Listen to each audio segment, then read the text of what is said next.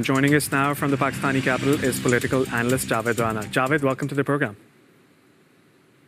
Thank you. Javed, I want to talk about how the European Union or European countries are dealing with the current situation in Iran. French President Emmanuel Macron has said that he wants to see no nuclear enrichment. And then Ursula von der Leyen has said that, they should hold meetings, they should hold discussions, they should hold negotiations. We saw they were meeting in Geneva. So do you think that Europe can effectively mediate the current situation in Iran? Well, I think Europe is a fast becoming an isolated, and whatever we are hearing in the media, these are isolated outcries on Middle Eastern crisis. The reason is obvious that Donald Trump, now over a period of several last months, through his policies, has made Europe irrelevant. By and large, it is irrelevant. It does not have much say, which can have any practical impact to de-escalate the situation. Now, in a broader picture, we have been hearing a lot of stuff from the European countries, particularly from Macron. His proposals on Gaza have been rejected. And then at the end of the day, he's trying to like to go along with the Americans' line on how to handle this ongoing war between Iran and Israel. I think he doesn't have much say so far as Macron is concerned. And so far as UK and then Germany is concerned, I mean, they have been making a lot of outcries. But it is, in terms of decision making, in terms of having its impact on Donald Trump or having their collective impact in decision making in apartheid Israel, that is nowhere visible. It is by and large, a kind of irrelevant block in this situation.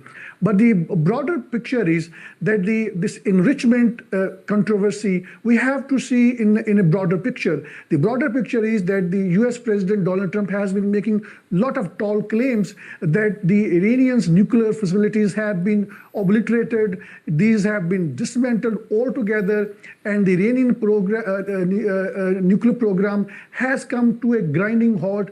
I think this does not make sense because Israel initially had damaged these nuclear facilities, and with the US 52 bombers, it is not yet clear that on how far the damage has occurred, or there is a possibility that those facilities might have been dismantled altogether. We have to see that the Israeli planes could have penetrated, so far as their bombs are concerned, up to 6 meters. And US 52 bombers have the capacity to penetrate through bunker busters up to 60 meters. Iranians' underground chambers where the enrichment material is there, that is probably at the depth of 80 meters, which means at around about 300 feet.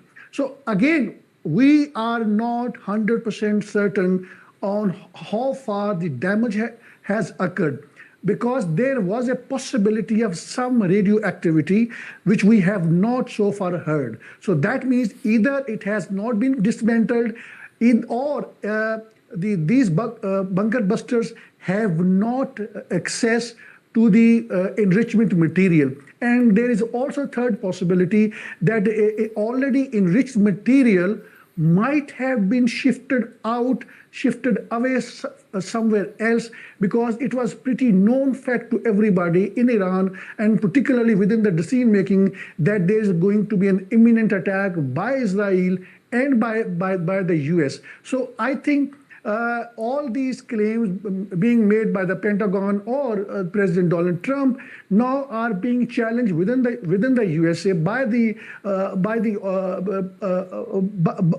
Democrats, and also independent thinkers are raising a lot of questions. So I think it looks like that Israel is on a losing side, because Iran, it looks like, has recovered from the initial awe and shock. It has captured a significant number of spies who were working for apartheid Israel. The drone structure and the drone bases, secret bases that Israel had built inside Iran, I think those are being accessed. And therefore, and more importantly, I would say that the scale of the ballistic missiles attack, hypersonic missiles attacks of different variety, I think that does show that now it looks like that there is a kind of a conventional parity between Israel and Iran, though Israel has some advantage in terms of air superiority. But one thing is very certain, neither Israel nor Iran have clear air superiority over each other. We have seen that the Israel's air defense system has completely failed.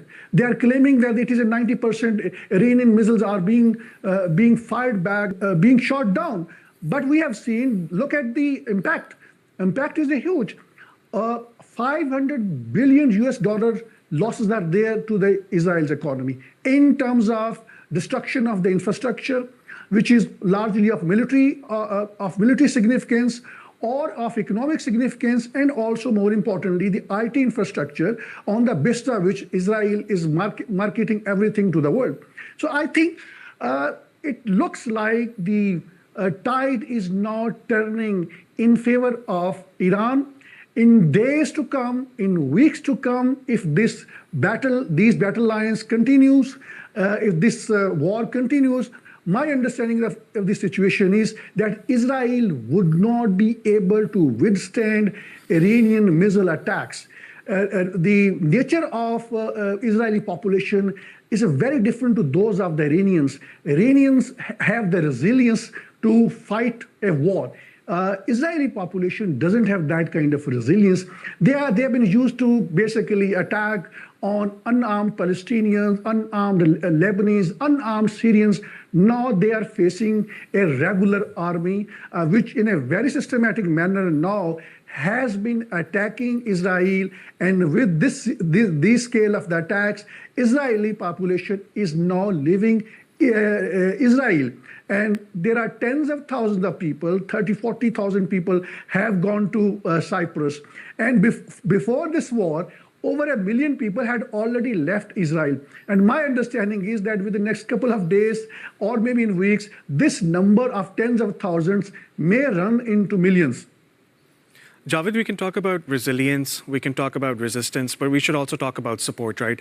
And I don't think the Gulf states or Iran's neighbors have helped the Iranian government to such an extent, because, we've been seeing over the last decade how Iran has been sidelined, and, the Gulf states have had, imposed blockades on Iran as well, on the Iranian government. So don't you think that these Gulf states, who play such an important role, who are so wealthy and they have great ties with the United States as well, and especially Donald Trump, don't you think these Gulf states can, come in and mediate with the United States, like how we saw Qatar mediating the ceasefire between Israel and Hamas? So don't you think that the support has not been, what the Iranians were expecting? Do you think this lack of support could put Iran in much bigger problems? I think with the exception of Qatar, with the exception of Oman, most of the Arab countries, they are in league with apartheid Israel. So expecting them that they would extend a helping hand to Iran, I think we should not be mistaken. That is unlikely to happen. Qatar, to this extent, is playing its mediating role. It has been talking to the United States. It has been talking behind the scene to, my understanding is, to Israel also. But again, there are broader vested political and geopolitical interests of Israel.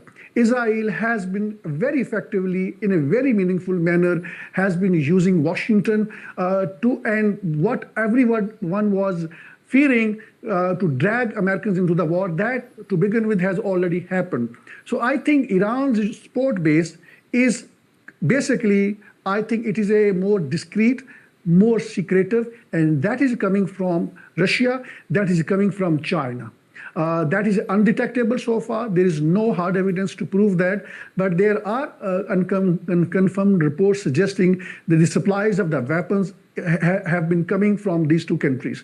And then you see there are huge stakes of Russia in Iran, because after Syria, Russia doesn't want another ally to be taken over by the West. So Russia would try to help Iran in a manner that it is undetectable by the West.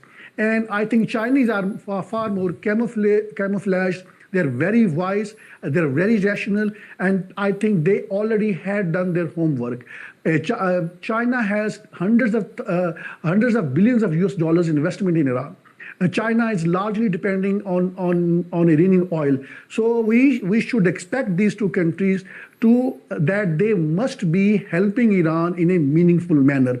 But at the same time, Iran, over the periods of last couple of decades, Iran has been preparing itself for a war with the USA, and they have stockpiled thousands of missiles, ballistic missiles. Now they have also a variety of hypersonic missiles, and I think now they've been using it. They have, again, the point I made earlier, that they have recovered from the initial shock because Mossad was deeply infiltrated, and they still are infiltrated.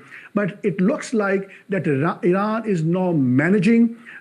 International opinion is, the public opinion is largely in favor of Iran, because everybody knows that the core part of this crisis is Gaza, is the genocide of the Gaza. The core part of this crisis is the geopolitical ambitions of Israel to expand itself, to make Israel a greater Israel. So everybody is now fearing, and therefore I think the countries who don't want to be criticized by the West, they are now supporting Iran secretly.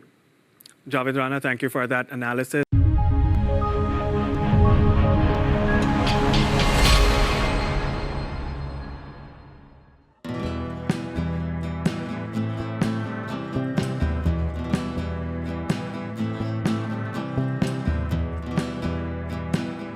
The growing tide of anti-Israel sentiments.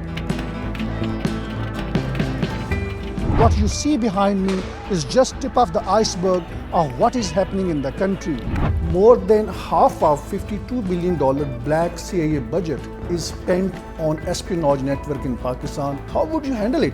The US has looked upon Pakistan as an ally at one point and then as an enemy at the same time.